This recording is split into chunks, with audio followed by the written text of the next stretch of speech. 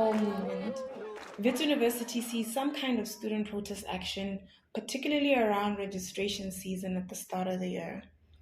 Issues around registration fees and student accommodation are at the heart of these protests, with students demanding that the university must make provision for the registration and accommodation of students who are mostly funded by the National Student Financial Aid Scheme, NSFAS, and will otherwise be sleeping in libraries, toilets, and squatting with other students until their funds are cleared.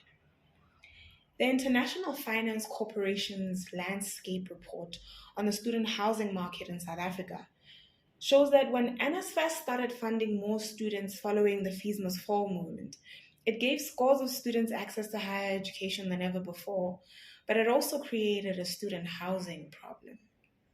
Wits University students are gathered at the East Campus Amphitheatre this hour.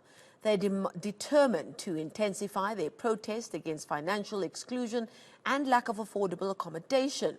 Earlier, shops in Braamfontein were forced to close when the protests spilled into the streets. The university has served some of the students with suspension letters. Puli Letswiti Jones brings us up to speed. The student accommodation market can be divided into three categories. The first is the upper end segment, which offers students who can afford rooms that usually come with an ensuite bathroom, kitchenette, washing machines, or space for a washing machine, on top of the standard desk, wardrobe, and bed, for between 5,000 Rand and 8,000 Rand. The second category is called the mid-market segment, that offers students the standard bed, desk, wardrobe, and sometimes a kitchenette, and usually a shared bathroom, shared laundry facilities, and shared study facilities, all between 3,000 and 4,900 Rand. The third category is the affordable segment. Student accommodations that cater for this market usually provide students with a standard bed, desk, and everything else will be shared between a whole floor. So the laundry facilities, the bathrooms, the kitchen, all shared by several students. Where universities have not been able to accommodate students, private developers have stepped in and focused most on the mid and upper end student segments. However, the affordable student segment, which ironically consists of students who cannot afford to live in the accommodations in the Johannesburg education node, can also be called the NSFAS market, because most of the students in this category are funded by NSFAS. These students have over the past few years created the greatest demand for accommodation, but have had the lowest supply because of this focus on mid to upper end accommodation developments. Many of these students have found themselves in backyard or dodgy dwellings. Gauteng City Region Observatory's Thembani Mkhize wrote about the studentification of the inner city and Brixton, that property owners have capitalized on high demand of student housing by converting their homes into expensive and overcrowded student communes. Some of these houses are not in the condition or of the standard required to accommodate anyone. When I think of the fires that we have been hearing about ravaging the inner city, I always think we don't want to hear a report one day that there was a terrible building fire in a Johannesburg building and among the deceased were 10 students. Now, the Johannesburg Social Housing Company provides rental accommodation to households that earn between 3,500 and 15,000 Rand a month.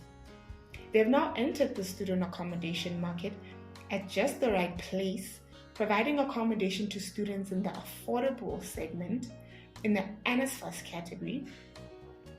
But how feasible is it to provide housing in the inner city? Thembani Mkhize from the GCRO talks to us about this. Yeah. So Joshko, which has set aside 3 billion for 10,000 beds. Yeah. Do you think that is feasible for accommodation that would be good quality? In Braamfontein. In Braamfontein. Sure, it's feasible to use 3 billion Rand for 10,000 beds. Okay. Given that this place is I think consists of a lot of high rises, you know. So basically buildings go vertically. So I think it's feasible. But the thing is, I'm not sure that they'll be able to fill up all those 10,000 beds if they do. If the 10,000 beds do materialize, I'm not sure that they'll all be filled up because, as you say, there's competition. And so I think it's feasible, but at the same time, I think the assumption that we make is that every student is going to want to stay in a place like that because it's affordable. Yes. But it's like, as we know, like that's not how things play themselves out, you know, on the ground. Yes. There are some students from poor backgrounds who do not want to stay in so-called social housing. They want to stay in places such as these ones. Are there going to be so many students willing to stay in a place like that? And another assumption we shouldn't make is, like, we assume that because it's so cheap, everyone is going to afford. 3,000 is still steep for some people, you know. So that's why I'm saying it might be impractical to fill all those beds. Okay. You know?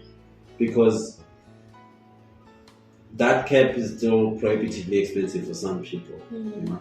I'm looking at the context of a neighborhood like Hillbrook next door. You know, you have like some social housing companies like JHC that have developed things, and it's brownfield development as well. They have catered for certain people, like there are certain housing, there are different housing typologies in Hillbrook. You know, you've got a bachelor pad or something. You've got like, you know, that the open plan one where there's the kitchen and then there's the place for the bed and then there's the bathroom. And we assume that one person is going to stay there and they're going to be able to afford it. But in reality, it's different. You go in there, you find maybe 3 people sharing, you know, because the rent is prohibitively expensive.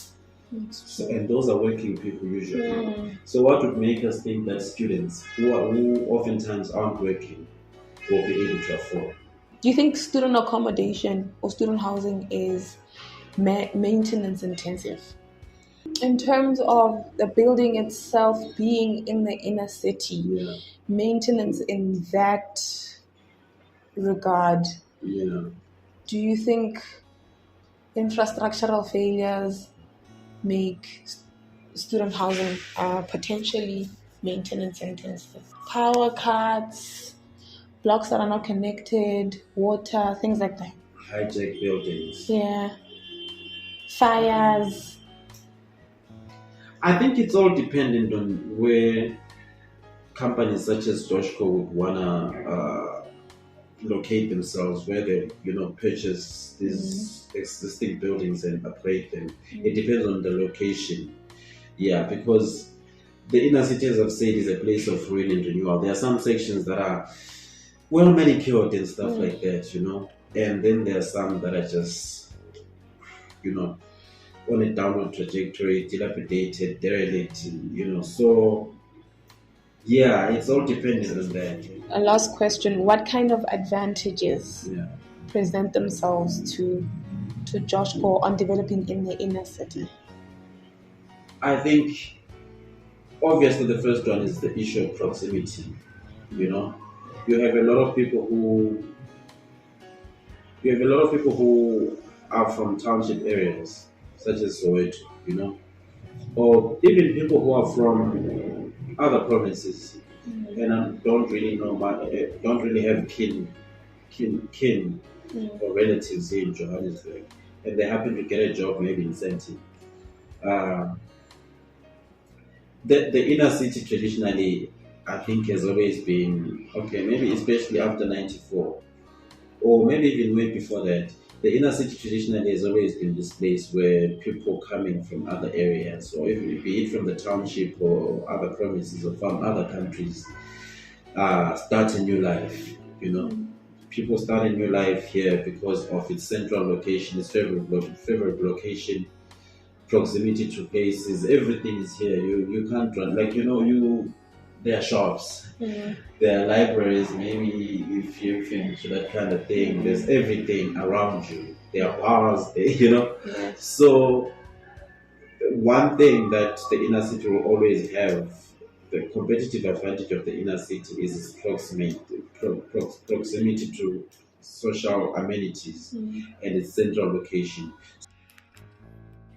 So, housing students in the inner city will definitely come with its challenges because there are bigger infrastructural failures that characterize the inner city's decline. Buildings that have not been paying for electricity, illegal connections, unmaintained water pipes, and many more. And this has the likelihood to affect all the other buildings in the block. So these are issues bigger than Joshua. But the Student Housing Initiative has so many merits. The city has a target of 10,000 student accommodation beds in 3 years, and so far has a fully tenanted 183 bed accommodation in Braamfontein.